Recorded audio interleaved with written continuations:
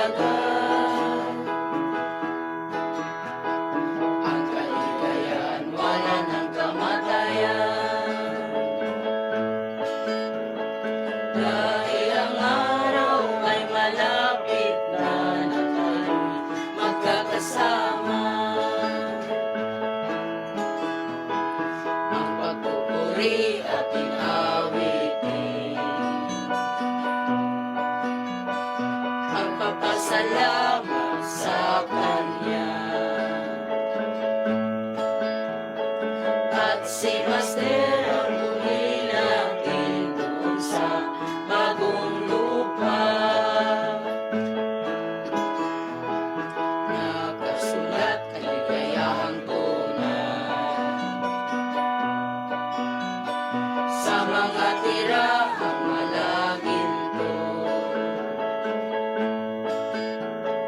na hinanda na ni Master doon sa lupa na bago. Ang kaligayahan ay di na magtatagal. Ang kaligayahan wala ng kamatayan. Dahil ang araw ay malapit na tayo'y magkakasama. Ang pangako ng ating Ama na tayong lahat gagantimpalaan sa ating mga ginawa doon sa kaharian. Kung ligaya kung matapos ang mga gawain sa lupa, sa pagdala ng pinubos doon sa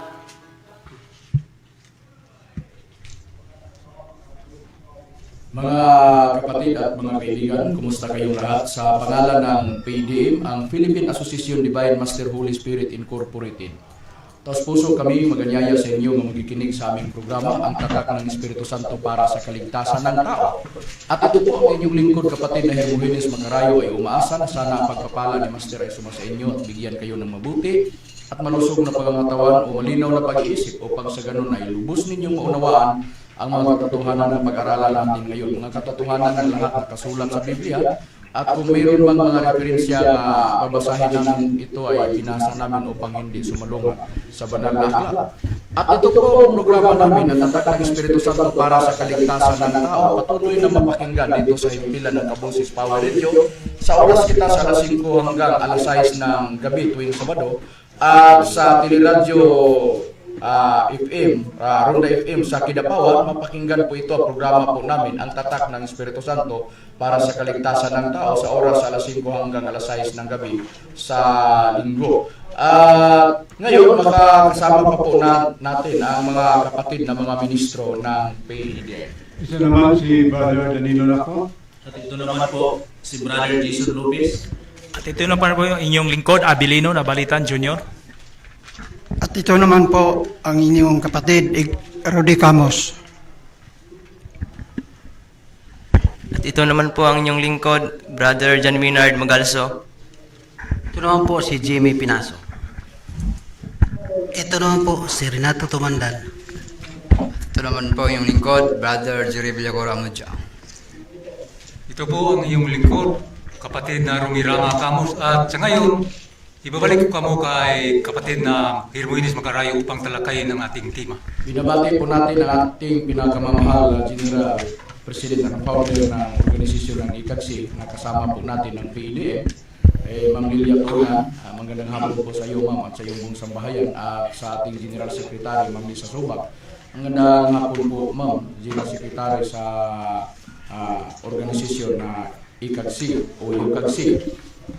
Binabati po natin ang ating legal counsel ng PDM, si Atty. Pablo Agbong. Magandang hapon po sa iyo, Atty. Nagpapasalamat po kita tayo kapatid na Dani, dahil nung nakaraang linggo doon tayo nagpunta sa Aurora at marami ang na tumanggap sa relihiyon na PEDM at ang simbahan nila ay ang nakalagay ngayon ang PEDM na tarpaulin. oo.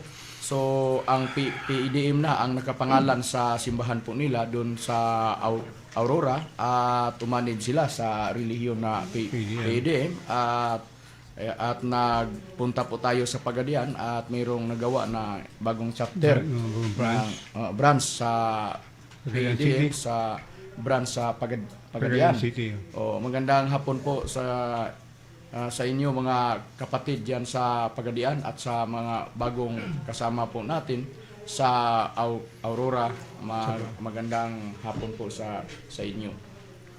At ngayon bago natin pag-usapan ang paksa o tema natin, kapatid na Dani, pag-usapan po muna natin ang kalagayan ng PEDM kapag ang pag-usapan po natin ang legal na paraan sa PEDM. Ano ang kalagayan ng PEDM sa legal na paraan, kapatid na Dani? Okay, ang status ngayon ng PEDM, tulad pa rin dati, ito ay naitatag o naitayo noong December 29, taon ng 2023 at saka nakarehistro sa Securities and Exchange Commission noong March 6, 2024. At ang mga layunin ng religion na ito ay itong mga musunod. Ito ay pagpalaganap ng pananampalataya sa Espiritu Santo at pagtupad ng mga patakaran o tuntunin ng honesty, sincerity, loyalty at mercy. At ang isa pang mga layunin nito ay ang pagpagaling ng mga taong may sakit o may karamdaman sa pamamagitan ng mga salita ng Diyos. At ang pagtayo ng mga branches sa lahat ng dako sa Pilipinas o sa ibang bansa man. At ang pinaka-importante na aspeto ng religion ito ay mayroon itong tapat o relasyon sa mga ibang relihiyon na hindi ito nag-atake ng ibang relihiyon, kundi sinasabi namin na at ito ay gagawin namin para magkaisa-isan tayo lahat sa PEDM. Opo. At ang isa sa mga layunin, ang pagpalaganap ng pananalig ng tao diyan sa Espiritu Santo, lalo na ngayon na nasa panahon na po tayo na nakasulat sa Biblia na nagkasulat o hinula ng Biblia na nasa bingit na tayo ng katapusan o kawakasan ng sanglibutan. Dahil mayroon nang naisulat sa Biblia na mga hula na malapit nang matupad. Puntahan na po natin ang nakasulat sa Biblia na kasi marami ng mga balita na makikita po natin sa television at mapakinggan po natin sa mga balita ng radio station at makikita natin sa Facebook at sa YouTube na mayroong mga nangyayari kagaya ng mga lindol, mga malalakas na mga lindol at kagaya ng mga nakikita po natin na mga malakas na pagbuhos ng ulan at nagdala ng baha at marami na mga pangyayari o mga nangyayari na nakikita po natin at naririnig po natin sa mga balita at napanood po natin sa Facebook, sa YouTube at sa television. Ngayon, puntahan po natin bakit nangyari ito. Dahil nakasulat na ito sa Biblia. Puntahan po natin ang Biblia. Mayroon bang mga nakasulat sa Biblia na tinawag na hula at ang hula na yun na mabasa po natin sa Biblia ay malapit na matutupad, kapatid na Jimmy? Meron po, kapatid na magkarayo. Basahin ko lang po dito sa Pahayag, Kabanata 1, Talata 3. Mapalad ang bumabasa at ang mga nakikinig sa sulat na ito kung tinutupad nila ang nakasulat dito sapagkat ang mga sinasabi rito ay malapit nang mangyari. Maliwanag po sa binasa na nakasulat sa Biblia na mapalad. Unang-una ang bumabasa at ang nakikinig sa sulat at kung tinutupad ng mga nakikinig at sa bumabasa ang nakasulat dito, sapagkat ang sinabi rito ay malapit ng mangyari. Ang sinabi, ang tinutukoy na malapit na mangyari, ang nakasulat. Ito, hula ito eh. Mga hula na nakasulat sa Biblia na malapit nang mangyari. Kaya nga, ang nabasa po natin sa Biblia, maliwanag po mga gili po naming tagapakinig sa programa na ito, ang tatak ng Espiritu Santo para sa kaligtasan ng tao, na mapalad ang mga ang bumabasa at ang mga nakikinig sa nabasa po natin na nakasulat sa Biblia. At ayon po sa ating Panginoong Hesukristo na nakasulat sa Biblia, lahat na nakasulat sa Biblia, ang lahat ay matutupad. Meron pa po tayong mababasa sa Biblia, kapatid na Rudy, na sinabi na noon pa, nang dito ang ating Panginoon Hesukristo sa sanglibutan, kasama ng kanyang mga lingkod, ang mga apostol ng ating Panginoon Hesukristo, sinabi na niya na ang lahat matutupad na nakasulat. Mayroon po, kapatid na makarayo. Basahin lang natin sa Mateo, sa iyang kabanata 6, Kabanata 5. 18. Sapagkat katotohanan ng sinabi ko sa inyo, hanggang sa mawala ang langit at ang lupa, ang isang tuldok o isang kudlit sa anumang paraan ay hindi mawawala ang kautusan hanggang sa maganap ang lahat ng mga bagay. Anuman ang iginuhit sa banal na aklat o tinuldukan sa nakasulat sa banal na aklat, lahat matutupad. Sabi ng ating Panginoong Hesukristo, walang hindi matutupad, lalo na sa mga hula na nakasulat sa Biblia. Kukuha tayo ng isa sa sinabi na hula. Sinabi na, sinabi na ng ating Panginoong Hesukristo na kung ito'y mangyari, kung pag-isipan natin ang sinabi ng ating Panginoon sa ating Panginoong Hesukristo, malaking problema dahil itong mangyari, malaking kapighatian yun meron pa po tayong mababasa sa Biblia, kapatid na Rome, na sinabi na ng ating Panginoon Hesukristo na mayroong darating na malaking kapighatian na hinaharap po natin dito sa mundo.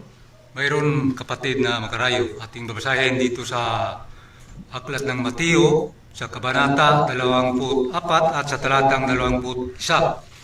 Sapagkat kung magagayoy, magkaroon ng malaking kapighatian na ang gayoy di pa nangyayari buhat sa pasimula ng sanglibutan hanggang ngayon at ni hindi na mangyayari kailanman.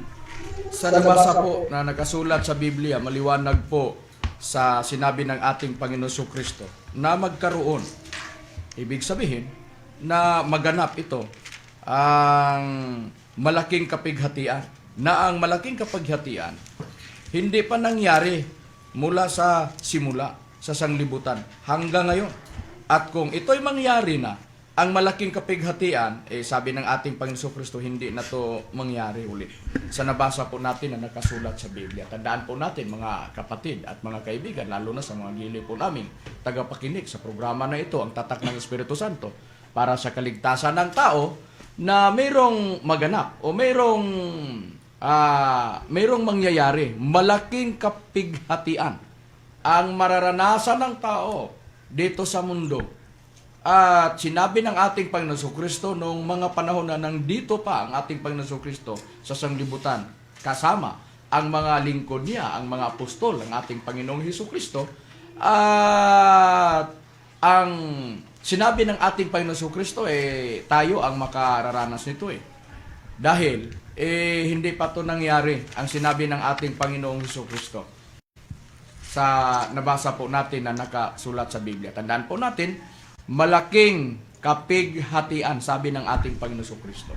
At ayon sa isa sa mga lingkod ng ating Panginoon Kristo, ang isa sa mga apostol ng ating Panginoon Kristo, kagaya ni apostol na si Pedro, nagsabi siya, nagbanggit siya, mayroon siyang binanggit na katapusan sa mga bagay o katapusan sa mundo o wakas sa mundo o sa mga bagay. Meron ba po tayong mababasa sa Biblia bilang pagpatunay na sinabi ni apostol na si Pedro, kapatid na Jordan? Meron po, kapatid na makarayo. Basahin lang po natin ang nakasulat sa unang Pedro, sa kanyang kabanata 4, talata 7. Ito po ang sinasabi. Ngunit ang wakas ng lahat ng mga bagay ay malapit na. Kayo nga'y mga pakakhinahon at mga puyat sa panalangin. Sa nabasa po, maliwanag mga giliw po naming tagapakinig sa programa na ito, na sabi ni apostol nga si Pedro, mayroong mangyari na wakas sa lahat ng mga bagay. At sabi niya, malapit na itong mangyari. Sabi ni apostol nga si Pedro. Ang binasa sa kapatid na ministro ang nakasulat sa Biblia. Babasahin po ulit sa unang Pedro 4:7. Sa King James Version, sabi ni apostol nga si Pablo, ngunit ang wakas ng lahat ng mga bagay ay malapit na. Sa ang salita ng Diyos, kung babasahin, malapit na ang katapusan sa mundo. Malapit na ang katapusan sa mundo o katapusan ng mga bagay o wakas ng mga bagay o sa mundo sa nabasa po natin na nakasulat sa Biblia. Kaya nga dapat paghandaan po natin mga giliw po namin na tagapakinig sa programa na ito. Kailangan na doon na tayo, makatagpo na tayo sa totoong paglilingkod na ikadudulot ng tao sa kaligtasan pagdating sa araw na yon. Malaking kapighatian ang dapat nating paghandaan. Dapat magsikap tayo sa paghanap kung saan natin matagpuan ang kaligtasan pagdating sa araw na yon. Sa nabasa po natin na nakasulat sa Biblia. Kaya nga kukuha tayo na bilang katunayan na sinabi na ng ating Panginoong Jesucristo na merong mga palatandaan na ang mga palatandaan na ito malapit nang mangyari ang nabasa natin sa Biblia na wakas ng mundo o wakas ng mga bagay o katapusan sa mga bagay o katapusan sa sanglibutan, ang malaking kapighatian. Meron bang mga palatandaan na sinabi ng ating Panginoon Jesucristo, kapatid na Brian? Kapatid na Abilino? Opo, kapatid na Makaray, meron tayong mababasa dito po sa Biblia na sa kapitulo Mateo kapitulo 24 versikulo 6 hanggang 8 nga nagsabi, at ng mga karinig kayo ng mga digmaan at mga alingaw-ngaw ng mga digmaan. Ingatan ninyo na huwag kayong malulumihihanan sapagkat kailangan ito'y mangyari, dapat hindi pa ang wakas. Sapagkat magsisintindig ang bansa laban sa bansa at ang kaharian laban sa kaharian at ang magkaroon tagutom at lilindol at iba't ibang dako. Dapat ang lahat ng mga bagay na ito ay siyang pasimula ng kahirapan. Sabi ng ating Panginoong Jesucristo, mayroong mangyayari sa hindi pa darating ang malaking kapighatian. Mayroong mangyayari, makaririnig tayo ng mga digmaan at mga alingaw-ngaw ng mga digmaan, kagaya ng nangyari sa digmaan ng Ukraine at Russia at kagaya ng nangyari sa Iran at Israel o sa Hamas at sa iba pang mga bansa na nagdigmaan na nakikita po natin na nangyayari, na makikita po natin sa mga balita. Sabi ng ating Panginoon Jesucristo, ingatan ninyo na huwag kayong magulumihanan sapagkat kailangan ito'y mangyari. Datapuan, sabi niya, hindi pa ito ang wakas. Sabi ng ating Panginoon Jesucristo, Sapagkat, sabi niya, magsisitindig ang bansa laban sa bansa. Nangyayari. Bawat bansa mayroong mga inihanda nila nga mga kagamitan ng digmaan, kapatid na Dani. Oo. Kagaya ng mga kapatid na Dani. Ng mga nuclear bombs sa natin na dinadala ng intercontinental ballistic missiles. Na grabe ito na klase ng bomba. Dahil sa isang bomba lang, isang missile, marami ang dinadala mga bomba na ito ay na-spread out sa mga bansa-bansa na gustong lipunin ng kalaban. Oo. At makikita po, kahit na i-search sa YouTube, makikita po natin ang lahat ng mga bilang sa iba't ibang bansa, kapatid na Dani, lalo na sa mga army nila. Oo. Mga kawal nila sa iba't ibang bansa. Lalo sa China at saka Russia, Amerika. Oo. So, ang dami ng mga kawal na handa na sa digmaan. Oo. So, ito ang sinabi ng ating Panginoon Kristo nung mga panahon na nandito ang ating Panginoon Kristo sa buong sanglibutan, kasama ang mga lingkod niya, ang mga apostol ng ating Panginoon Kristo. Sinabi niya lahat meron ng mga sinabi niya natutupad na, at ang kaharian laban sa kaharian, at magkakagutom at lilindol sa iba't ibang dako, kagaya ng nangyari sa lindol sa Nailon Bugusibo. So maraming mga tao, mga bahay at mga simbahan na nawawasak. Yon ang katuparan ng sinabi ng ating Panginoon Kristo na nandito na tayo sa bingit ng sinabi ng ating Panginoon Kristo na katapusan ng sanglibutan at katapusan sa mga bagay, at yon ang sinabi ng ating Panginoon Kristo, malaking kapighatian. Mayroon ng mga nakikita natin sa mga balita na mayroong mga nangyayaring kagutom. At sabi ng ating Panginoon Kristo, datapuan, ang lahat ng mga bagay na ito ay siyang pasimula ng kahirapan. Sabi ng ating Panginoon Kristo, pasimula lang ito sa lahat na kahirapan o sa ang tinutukoy ng ating Panginoon Kristo, malaking kapighatian. Kaya sabi ng apostol ng ating Panginoon Kristo, wakas o katapusan ng sanlibutan o sa mga bagay.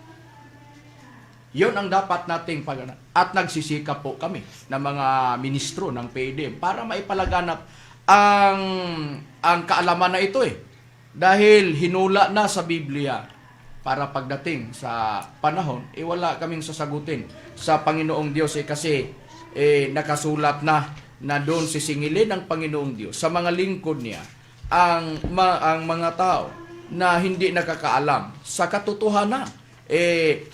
Ang katunayan diyan, babasahin ko ang Ezekiel 3:19 hanggang 20 ang babasahin ko. Pagka aking sinabi sa masama, ikaw ay walang pagsalang, mamamatay at hindi mo pinapaunahan siya o nagsasalita ka man upang hikayatin ang masama mula sa kaniyang masamang lakad upang iligtas ang kaniyang buhay, ang gayong masamang tao ay mamamatay sa kaniyang kasamaan, ngunit ang kaniyang dugo ay aking sisiyasatin sa iyong kamay. Saan sisingilin? Isisingil ng Panginoong Diyos ang dugo ng tao na hahantong ng kaparusahan kapag ang lingkod ng Panginoong Diyos mayroong malaking kakulangan na hindi nagsabi para hindi mapahamak ang taong gumawa ng kasamaan. Sabi ng Panginoong Diyos doon sa mga lingkod niya, sisingilin niya ang buhay ng tao na hindi nakakaalam, lalo na sa katotohanan. Ang dapat gawin ng mga lingkod ng Panginoong Diyos sa 19, gayon may kung iyong pagpaunahan ang masama at siya'y hindi humihiwalay sa kaniyang kasamaan o sa kaniyang masamang lakad man, siya'y mamamatay sa kaniyang kasamaan. Ngunit iyong iniligtas ang iyong kaluluwa, maliligtas ang lingkod ng Panginoong Diyos. Kung tutuparin niya ang tungkulin niya, bilang siya ang magpaunawa sa mga tao, magpaliwanag sa mga tao para doon sila makapunta sa matuwid na landas tungo sa kaligtasan pagdating sa araw ng katapusan ng mundo o katapusan sa mga bagay. Ang sinabi ng ating Panginoon Kristo, malaking kapighatian ang hinaharap po natin dito sa mundo. Kaya nga dapat ito pagsikapan sa mga lingkod ng Panginoong Diyos para ang tao ay malalaman kung saan po tayo, ano po ang dapat natin gawin o tatanggapin alang-alang sa kaligtasan natin. Yon ang pakay o layunin ng mga ministro sa PDM sa ilalim ng pagtuturo ng ating guro, ang banal na Espiritu Santo Divine Master. Yon ang tinutupad po namin ng mga ministro ng PDM. At ang sinabi ng ating Panginoong Hesukristo, mangyari ang mga paglindol. Hindi lang lindol nga kunti lang, kundi malalakas na mga lindol ang mangyari. Mayroon pa po tayong mababasa sa Biblia, kapatid na Jason? Meron po tayong mababasa, kapatid na makarayo. At babasahin lang po natin sa Lucas 21:11, 25 hanggang 26. At ito po ang mababasa. At magkakaroon ng malakas na lindol, at sa iba't ibang dako ay magkakagutom at magkakasalot, at magkakaroon ng mga bagay na kakilakilabot at ng mga dakilang tanda mula sa langit. 25. At magkakaroon ng mga tanda sa araw at buwan at mga bituin, at sa lupa'y magkakaroon ng kasalatan sa mga bansa na matitilihan dahil sa ugong ng dagat at mga daluyong. Magsisipang lupaypay ang mga tao dahil sa takot at dahil sa paghihintay ng mga bagay na darating sa ibabaw ng sanlibutan, sapagkat mangangatal ang mga kapangyarihan sa mga langit. Ang sabi ng ating Panginoon Kristo, ang binasa sa kapatid na ministro natutupad. Ang nangyayari na ang mga ibang lugar niyanig ng mga malalakas na lindol, kagaya ng nangyari sa Bugo, Cebu, at kagaya ng nangyari sa malalakas na lindol doon sa Davao, na niyanig ng lindol na 7.6 na lindol, malalakas na lindol. Sinabi na ng ating Panginoon Kristo, kung hindi totoo ang mga hula sa Biblia na matutupad, bakit niyanig ng mga malalakas na paglilindol ang bansa po natin? At hindi lang po sa bansa po natin dito sa Pilipinas, kundi sa iba't ibang bansa o sa buong mundo, mayroon nang nakararanas na sa malalakas na paglindol. Nung nangyari ang malalakas na paglindol kagaya sa kagaya sa Bugo, Cebu, naalarma ang mga tao, ang mga radio station, ang mga announcer, nagkontak sila sa PHIVOX. Kasi ang PHIVOX ang kukonsultahin nila kapag mayroong mangyaring lindol, hindi ba peligro sa tsunami? Kasi alam ng mga tao at alam ng mga announcer sa radio station, bisan kahit nasa telebisyon, na kung ang nangyayari na pagyanig ng malalakas na lindol, ang peligro kung doon ang sentro sa ilalim ng dagat, magdala ito ng malalakas na alon, yung tsunami o tidal wave. O yun ang mangyari. Kagaya nung nangyari nung 1976, kapatid na Dani. Sa Pagadian City. Sa Pagadian City. Yung tinawag na Muro Golf. Muro Golf. I-search nimo, Midnight Killer.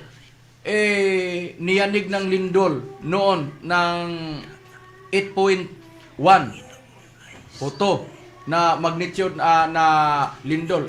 Ang nangyari, ilang minuto lang. Ang nangyari, naganap ito nasa kalahating gabi, kapatid na Dani. Nasa alas 12 ng gabi. nangyari ang tidal wave at ang sentro sa pagyanig ng lindol na malalakas doon sa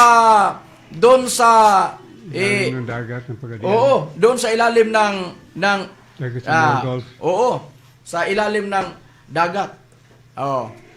Sa Libak Sultan Kudarat, ang sentro, kahit i-search sa YouTube, makikita po ninyo, nangyari na nakararanas na ng sinabi ng ating Panginoon Kristo sa 25 na binasa na sa kapatid na ministro at magkakaroon ng mga tanda sa araw at buwan at mga bituin at sa lupay magkakaroon sa kasalatan sa mga bansa na matitilihan dahil sa ugong ng dagat at mga daluyong. Sa nabasa po natin, magsisipang lupaypay ang mga tao dahil sa takot.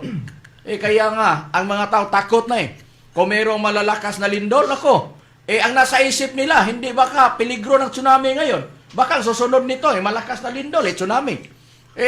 Yun ang nasa isip, lalo na nasa tabi ng dagat, sa baybayin, kapatid na Dani.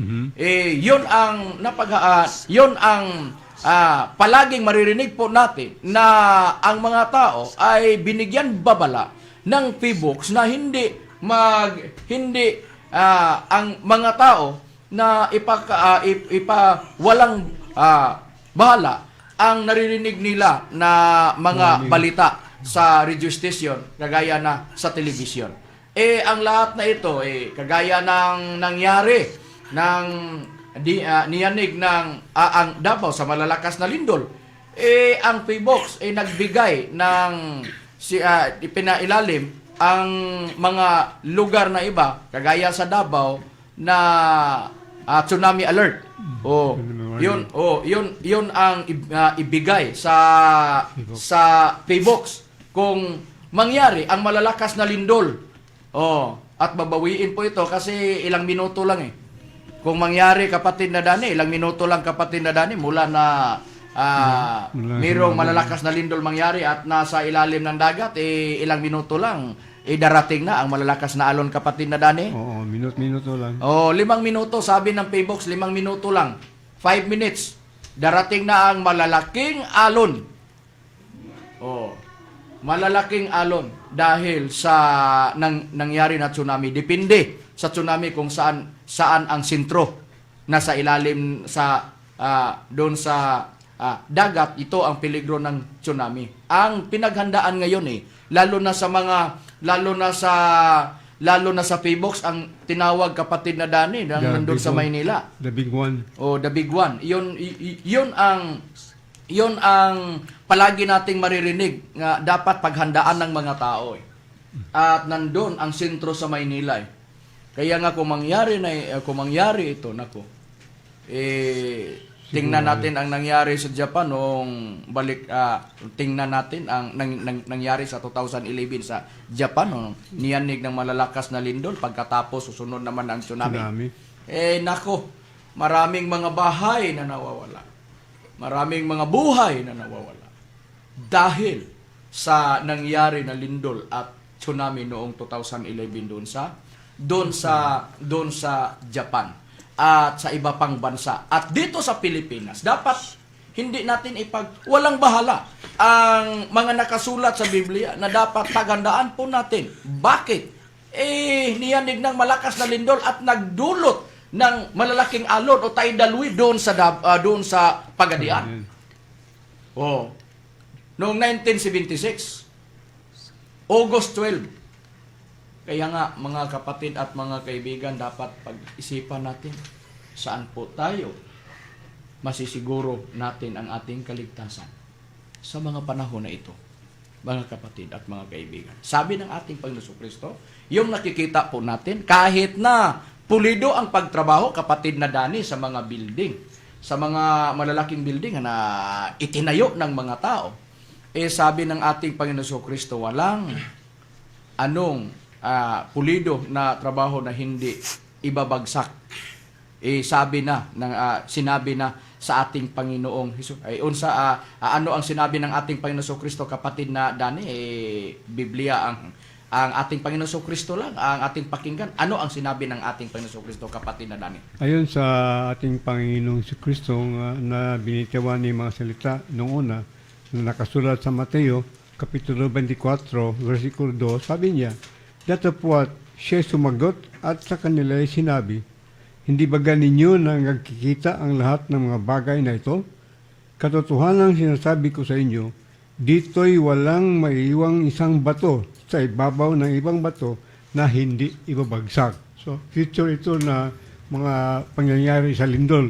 Nasabi ng Panginoon si Kristo, walang isang bato na manatili na nakapatong sa ibang bato, kundi ibabagsak lahat. So, wala tayong wash out talaga. Kagaya ng mga ginamit ang mga bato ay kagamitan kagaya na simento o mga buhangin na pulido na pagkatrabaho, kapatid na Dani. Dahil noong panahon ni Kristo, ang construction noong una ay bato ang ginagamit at saka mortar. Ngayon, ginagamit simento na hollow block at sa mga concrete. So, pero matawawasak din yan kapag darating ang pinakamalakas na lindol. Oo, sabi ng ating Panginoon Kristo, katotohanan sinabi ko sa inyo. Sabi niya, katotohanan walang maiwang isang bato sa ibabaw ng ibang bato na hindi ibabagsak. Pagdating sa malalakas na lindol, kahit ano pang ka-quality at kapulido ang itinayo na building, pag sobrang lakas ng lindol na mangyari, siguradong babagsak ang mga malalaking itinayo na building, kapatid na Dani. Kung noon ay medyo hindi pa masyadong malakas, at saka mayroon naman mga nangyaring lindol sa Japan na yung building bagong structure na ay parang sumasayaw lang ang building dahil sa kanyang construction technique. Pero pagdating ng mga lindol na intensity 10, maski yung mga building sa Japan na masyadong pulido, mabagsak na yan. Oo, kasi sa kapulido, kapatid na Dani, ang Japan hindi ito hindi ito pahuli sa record. Construction technique. Kaya nga kung nangyari ito, ano kaya ang mangyari kung mangyayari ito? Kaya nga dapat magdasal po tayo palagi para makaiwas po tayo kung sakali mangyari ang malalakas na lindol, at kung sakali mayroong darating na ang malalakas na lindol magdala ng mga malalaking alon kagaya ng tsunami. Mga kapatid at mga kaibigan, bakit ito ang napili po namin na paksa? Dahil nais lang po namin na maitanim sa kaisipan ng tao paano na ang buhay natin kung mangyari ito. Pero hindi pa to. Ang mga malalakas na mga paglilindol, mga tsunami at anuman ang mga nararanasan na mga pangyayari na ang mga tao ay ang iba naman ay na sumasa kabilang buhay na dahil sa nangyari na lindol at sa mga tsunami. Sa nabasa po natin sa Biblia, hindi ito maiwasan. Mangyayari ito. So, sinabi na ng ating Panginoong Kristo, pero sabi ng ating Panginoong Kristo, itong lahat hindi pa ang katapusan. Simulan lang sa maraming kahirapan. Meron pang malalaking mangyari na hinaharap po natin. Na kung mangyari ito, nangangailangan kita sa Panginoong Diyos nga na tagapagligtas. Ang problema, saan po natin matagpuan ngayon? O ano ang direksyon sa Biblia o sa Panginoong Diyos na dapat natin sundin sa mga panahon natin ngayon? Mga kapatid, lalo na sa mga giliw po namin tagapakinig sa programa na ito, ang tatak ng Espiritu Santo para sa kaligtasan ng tao. Ito ang susuriin po natin. Kung hindi man ang mangyari malalakas na mga lindol, o sa ibang bansa nakararanas ng mga tsunami pagkatapos sa niyanig ang bansa nila sa malalakas na lindol, nangyari ang tsunami. Kung hindi man, malalakas na pagbuhos ng ulan at nagdulot ng malalakas na pagbaha. Ang nangyari, maraming mga tao na marami ang mga kaswal. Ang iba hindi nakikita sa mga pamilya nila dahil sa pangyayari na mga kapahamakan, sa nangyayari na hindi dapat mangyari kung sana, pero hindi ito maiwasan dahil nakasulat na sa Biblia. Mangyari ito. At wala na sa normal ngayon ang panahon po natin kasi pabalik-balik ang lindol. Sa iba't ibang bansa o kahit na dito sa Pilipinas, sa mga pagbuhos ng malalakas na ulan, yung bagyo at nagdulot ng malalakas na pagbaha, nangyayari. Kung ang pag-usapan po natin ang tungkol sa bagyo, ano ang sinabi sa Biblia? Ang bagyo ay daan ng Panginoong Diyos at ang mga alapaap ay mga alabok sa mga paa niya. Meron ba po tayong mababasa sa Biblia, kapatid na Renato? Saan po natin mabasa sa Biblia? Mayroon po, kapatid na makarayo. Basahin natin sa Nahum. Sa uno, Kabanata 1, talata 3. Ang Panginoon ay banayad sa pagkagalit at dakila sa kapangyarihan at sa anumang paraan ay hindi ariing walang sala ng salarin. Ang daan ng Panginoon ay sa ipo-ipo at sa bagyo, at ang mga ulap ay siyang alabok ng kanyang mga paa. ang alapa o ulap, alabok ng mga paa ng Panginoong Diyos, at ang ipo-ipo. Marami po tayong nakikita sa YouTube at sa Facebook, maraming malalakas na ipo-ipo na nakikita po natin. At sa mga bagyo, ang sabi ng Biblia, daan ng Panginoong Diyos. Kaya nga hindi ito maiwasan, bawat galaw ng Panginoong Diyos. Kung mangyayari kung pinahintulutan ng Panginoong Diyos na mangyari ang malalakas na pagbuhos ng ulan, ang nasa isip natin, yun na. Sabi ng Panginoong Diyos, sabi na sa Biblia, daan ng Panginoong Diyos ang bagyo at ang ipo-ipo. At ang mga ulap ay mga alabok ng kaniyang mga paa. Yun ang nabasa po natin sa Biblia. Kaya nga, hindi tayo kung mararanasan na po natin, nasa isip na, wala tayong magawa kundi ang pagdasal na lang sa Panginoong Diyos na iiwas po tayo sa mga karanasan, mga pangyayari kagaya ng mga malalakas na bagyo. Ililigtas tayo ng Panginoong Diyos. Yon ang nabasa po natin na nakasulat sa Biblia. Kung hindi man malalakas na pagbuhos ng ulan o pagbagyo, pabalik-balik kagaya ng mga nakaraang mga linggo, mga buwan, sa Maynila, sobrang problema ang mga tao doon kasi pabalik-balik ang bagyo, pagbuhos ng malalakas na ulan at nagdudulot ng mga baha. Kaya nga apektado ang mga trabaho ng mga tao. Kaya nga hindi na kagaya noon ng mga panahon ngayon, hindi na normal. Kaya nga ito ang pagparamdam ng Panginoong Diyos na hindi tayo magkumpiyansa sa mga panahon na ito. Dapat tayo maghanda. At kung ano ang sinabi ng Panginoong Diyos at nakasulat sa Biblia, dapat natin sundin. Kaya nga binasa namin lahat na nakasulat sa Biblia para malalaman ng tao saan po tayo magkasisiguro kung ang pag-usapan ay tungkol ng kaligtasan ng tao. At kung hindi man, mayroong mangyayari sa mga pananom. Kung hindi,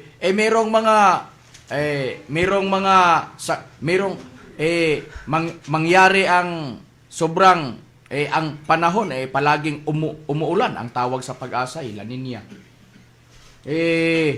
Pag ang mangyari nga sobrang mainit, ang tawag ng Pag-asa, papasok na po tayo sa panahon na El Nino. Kaya nga, failure ang mga pananim ng mga tao. Pero sa Biblia, mabasa ba po natin? Meron ba po tayong mababasa sa Biblia, kapatid na Magalso? Mayroon po tayong mabasa, kapatid na makarayo. Dito, basahin natin sa Amos, Kabanata 4, Talata 9. Ito po ang nakasulat. Aking sinalot kayo ng pagkalanta at ng amag. Ang karamihan ng inyong mga halaman at ng inyong mga ubasan at ng inyong mga igusan at ng inyong mga ulibuhan ay nilipol ng tipaklong. Gayon may hindi kayo nanganumbalik sa akin, sabi ng Panginoon. Oo. Sabi sa nabasa sa nakasulat sa Biblia, maliwanag po na ang nasinalot ng Panginoong Diyos pagkalanta ng at mga amag at karamihan sa mga halaman, mga ubasan at mga igusan at mga ulibuhan ay nilipol ng tipaklong. Kung hindi naman ang pagsalot ng Panginoong Diyos sa mga pananim ng mga tao at sa mga halamanan, mayroong mga aatake ng mga pananim ng tao, mga tipaklong. Gayon may hindi kayo numbalik sa akin, sabi ng Panginoon. Pagparamdam ito ng Panginoong Diyos sa tao para ang tao malalaman mo at maaalala mo ang Panginoong Diyos, na mayroong Panginoong Diyos na nangangailangan na dapat kayo lumapit sa Kanya. Dapat kayo maglingkod para ililigtas ka pagdating sa araw ng kapahamakan. Lalo na sa sinabi ng ating Panginoon Kristo, malaking kapighatian ang katapusan ng sanlibutan o katapusan sa mga bagay dito sa mundo. Ano man ang napundar ng tao, mayroong hangganan, mayroong wakas, mayroong katapusan, mga kapatid at mga kaibigan. Lalo na sa mga giliw po naming tagapakinig sa programa na ito, ang tatak ng Espiritu Santo para sa kaligtasan ng tao. Ang babasahin po natin na nakasulat sa Biblia, ano kaya ang mangyari? Ano ang ibig sabihin? Nang sinabi ni Apostol nga si Pedro, na katapusan sa mga bagay o katapusan sa mundo, sabi ng ating Panginoon Kristo, malaking kapighatian. Yon ang araw ng paghuhukom. At alam niyo mga giliw po namin na tagapakinig sa programa na ito, ang mangyari sa mundo ang mundo na ito ay matutupok ito sa apoy. Susunugin ito pagdating sa araw ng paghukom. Yon ang katapusan sa mga bagay. Anumang napundar ng tao mayroong hangganan.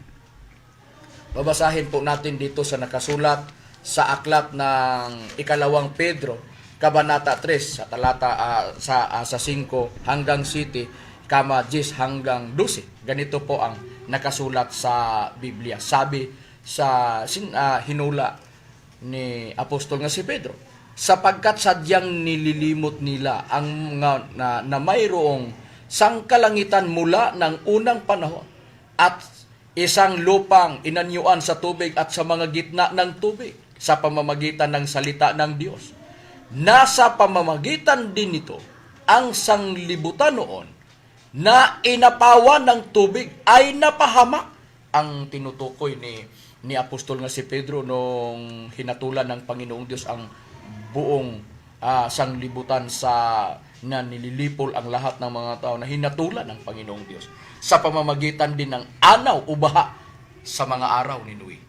At sa city naman ngayon, hindi tayo nakaabot sa mga araw ni Noe, sa kapanahonan ni Noe. Nandito tayo sa panahon natin ngayon ligtas na ba po tayo? Wala na bang mangyaring kapahamakan? Kagaya ng nililipol ng Panginoong Diyos ang mga tao noon na hinatulan ng Panginoong Diyos na nagkasala noon dito sa city. Ngunit ang sangkalangitan ngayon at ang lupa sa pamamagitan ng gayon ding salita ay iningatang talaga sa apoy na itinataan sa araw ng paghukom at ng paglipol ng mga taong masama. Dapat dapat gagawin po sa tao, hindi ang mga gawaing masama. Dapat ang matuwid ang ating sisikapan na gagawin. Dapat na matagpuan po tayo, madatnan po tayo na nagawa tayo ng kabutihan at hindi sa kasamaan. Dahil ang sangkalangitan at ang lupa ay itinaan sa araw ng paghukom. Itinataan ito sa araw ng apoy sa nabasa po natin na nakasulat sa Biblia. Ang tanong, mga giliw po naming tagapakinig, ano kaya ang mangyari sa buong mundo pag mangyari ito? Ang araw ng paghukom. Ang tinawag na itinaan ang sanglibutan o ang sangkalangitan at ang lupa ng apoy. Ano ang mangyari sa buong mundo pagdating sa araw na paghukom na yun? Dito sa 10 hanggang 12 ganito ang nakasulat. Datapuat darating ang araw ng Panginoon na gaya ng magnanakaw na ang sangkalangitan sa araw na yan ay mapaparam na kasabay ng malaking ugong at ang mga bagay sa langit ay mapupugnaw sa matinding init at ang lupa at ang mga gawang nasa lupa ay pawang masusunog. Yamang ang lahat ng mga bagay na ito ay mapupugnaw ng ganito anong anyo sa mga pagkatao ang nararapat sa inyo sa banal na pamumuhay at pagka maawain na ating hinihintay at pinagkananasa ang pagdating ng kaarawan ng Diyos na dahil dito'y ang sangkalangitan na nagniningas ay mapupugnaw at ang mga bagay sa langit ay matutunaw sa matinding init, masusunog, matutupok ng apoy ang lahat ng mga bagay na itinayo ng mga tao dito sa lupa, pati ang lupa at ang langit susunugin, matutupok pagdating sa araw ng paghuhukom. Kaya nga, mga giliw po naming tagapakinig, ito ang pinagsikapan ng mga ministro ng PEDM para malalaman natin na dapat hindi tayo magkumpiyansa sa mga panahon na ito. Dapat nasa tunay tayong paglilingkod na ikadululot ng tao sa kaligtasan. Ito ang susuriin po natin, kapatid na Dani. Mayroong dalawang paghatol o paghuhukom na nangyari. Noon, ang nangyayari, ang buong, ang balat ng lupa, inapawa ng baha o guna, sa nabasa po natin na nakasulat sa Biblia. Kapatid na Dani, kung susuriin po natin ang nakasulat sa Biblia, ano nga ang sinabi ng ating Panginoong Jesucristo tungkol sa nangyari ng hinatulan ng Panginoong Diyos, lalo na sa mga kaarawan ni Noe? Ang tinutukoy ni Pedro ang mga kaarawan ni Noe, kasi doon nangyari sa mga araw ni Noe, sa mga panahon ni Noe, ang inapawan ang buong balat ng lupa dahil nililipol ng Panginoong Diyos ang mga tao masama noon. Kapatid na Dani, anong sinabi ng ating Panginoong Jesucristo? Ayon sa ating Panginoon Jesucristo na nakasulat dito sa aklat ni Lucas, sa Kapitulo 17, versikulo 26 hanggang 29, ang sabi ni Kristo, at kung paano ang nangyari sa mga kaarawan ni Noe, ay gayon din sa mga mangyayari sa kaarawan ng anak ng tao. Sila'y na nagsikain, sila'y na nagsiinom, sila'y nagpangasawa, at sila'y pinagpangasawa. Hanggang sa araw na pumasok sa daong si Noe at dumating ang paggunaw. Ang paggunaw ang nilipol silang lahat. Gayon din naman ang kung paano nangyari sa mga kaarawan ni Lot. Sila'y nagsisikain, sila'y nagsisiinom, sila'y nagsisibili, sila'y mga bibili, sila'y na nagpananim, sila'y na nagtatayo ng mga bahay. Datapuat ng araw na umalis si Sodoma, si Lot, ay umulan mula sa langit ng apoy at sa asupre at nilipol silang lahat. So, dalawang kapighatian ang sinasabi ng ating Panginoong Kristo. Ni-review niya man nangyari nung una. Sa panahon ni Noe, ay tubig pagunaw sa mundo. At sa panahon ni Lot, ang sinasabi ng ating Panginoon Kristo nang nireview niya ang pangyari, apoy, umulan ng apoy mula sa langit, apoy at asupre, at sinunog silang lahat nang makaalis na si Lot sa Sodoma. Kaya nga, ito ang nabasa po natin sa Biblia, nililipo lahat ang mga taong masama noon pagdating sa araw ng paghuhukom na inapawan ng tubig o baha o ugunaw ang mga tao noon sa mga panahon ni Noe. At kagaya sa panahon ni Lot, nasusunog ang Sodoma at ang Gomora noon, hinatulan ng Panginoon, umulan ng apoy mula sa langit at asupre sa nabasa po natin na nakasulat sa Biblia. Kaya nga hindi ito dapat ipakawalang bahala ng mga tao ang nabasa natin na mga hula na nakasulat sa Biblia. Nangyari na ang paghahatol ng Panginoong Diyos noon sa nabasa po natin nakasulat sa Biblia. At pagdating sa araw ng paghukom, lahat ng mga tao mananagot sa Panginoong Diyos dahil ang buong sanglibutan o buong mundo ay mapailalim sa paghukom o paghatol ng Panginoong Diyos sa buong sanglibutan o sa mga taong nagkasala. Mayroon pa po tayong mabasa sa Biblia, kapatid na Abilino. Opo, kapatid na Makarayo, meron tayong mababasa dito sa Roma, Kapitulo 3, versikulo 19. Nagsasabi, ngayon ay nalalaman natin na ang anumang sinasabi ng kautusan, yaon ay sinasabi na nangasa ilalim ng kautusan upang matikom ang bawat bibig at ang buong sanlibutan ay mapasa ilalim ng hatol ng Diyos.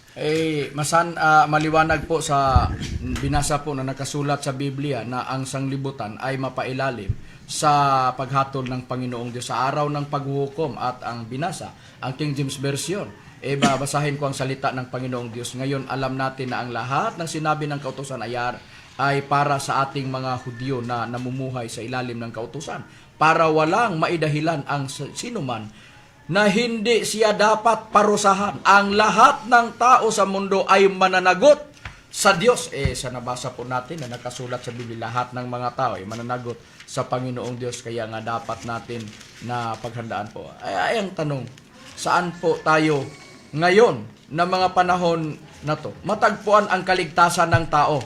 Kung saan po matagpuan ang kaligtasan ng tao, doon ang Ama at ang Anak ay nagkaisa doon sa Espiritu Santo. Kung ang pag-usapan tungkol sa kaligtasan, ibig sabihin ang kaligtasan nandun sa Espiritu Santo. Mabasa, nagkaisa ang Ama at ang Anak sa Biblia, sa Kristohanong katilingban, sa Mateo 6, sa Mateo 6, sa footnote. Nagkaisa sila. Saan sila nagkaisa? Diyan sa Espiritu Santo, dahil ang Espiritu Santo ay siyang tagapagligtas na ipinadala dito sa buong mundo. Sabi ng ating Panginoon Kristo sa The Passion na translasyon sa John chapter 14 verse 16 to 17. Tagapagligtas ang Espiritu Santo.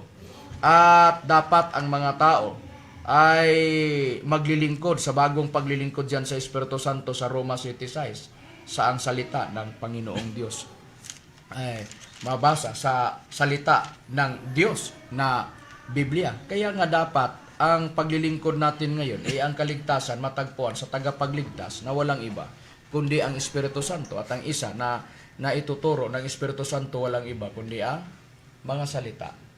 Doon sa Efeso 6:17 na inihalintulad ng tabak o espada ang salita ng Panginoong Diyos na ibigay niya para sa kaligtasan ng tao pagdating sa anuman, sa tagutom, sa kamatayan, o sa digma, sa Job 5:20.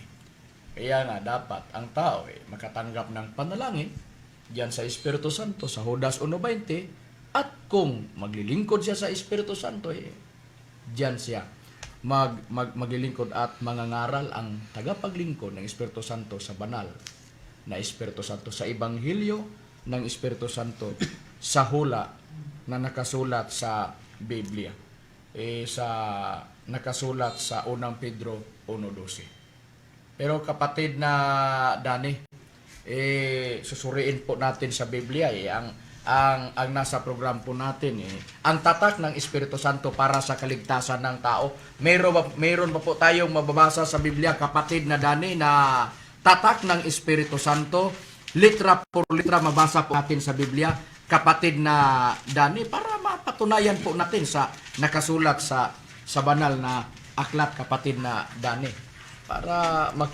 mapatunayan po natin diyan sa programa natin ang tatak sa Espiritu Santo. Mayroon po tayong mababasa, kapatid na Makarayo, at ito yung nakasulat dito sa Efeso, sa kanyang kapitulo 4 4 at Versikulo versikulo 30, ito ang nakapahayag na nakasulat sa Biblia. At huwag ninyong paghatiin ang Espiritu Santo sa Diyos, at sa Kanya kayo'y tinatakan hanggang sa kaarawan ng pagkatubos. So, mayroong tatak ang Espiritu Santo para sa pagtubos. Kaya nga, mayroong tatak ng Espiritu Santo para sa katubusan ng tao o kaligtasan o katsiyakan ng kaligtasan ng tao pagdating sa araw na paghukom, sang salita ng Diyos sa Efeso 4:30. Kaya mga kapatid at mga kaibigan, sana naunawaan po ninyo at naintindihan po ninyo ang mga katotohanan na pag-aralan natin ngayon. Sana makarating kamo sa paglilingkod ng Espiritu Santo bago pa mangyari ang katapusan sa mundo, ang araw ng paghukom. Madatnan kayo na naglilingkod sa Espiritu Santo para sa kaligtasan sa ating sarili at sa ating buong pamilya. Dito sa paglilingkod sa Espiritu Santo. Wala naman kaming oras, mga kapatid at mga kaibigan. Ito po ang inyong lingkod, kapatid na Hermogenes Macarayo. At ito po si Brother Danilo Nakwa. At ito naman po si Brother Jason Lopez. At ito naman po si Brother Abilino Nabalitan Jr.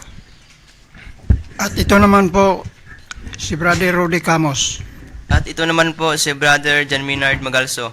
At ito naman po si Jimmy Pinaso. At ito naman po si Renato Tumandan. At ito naman po si Brother Jerry Bilacora Amadja. At ito po si kapatid na Romy Camos, at maraming salamat sa iyong lahat. Ang kaligayahan, wala ng kamatayan. Dahil ang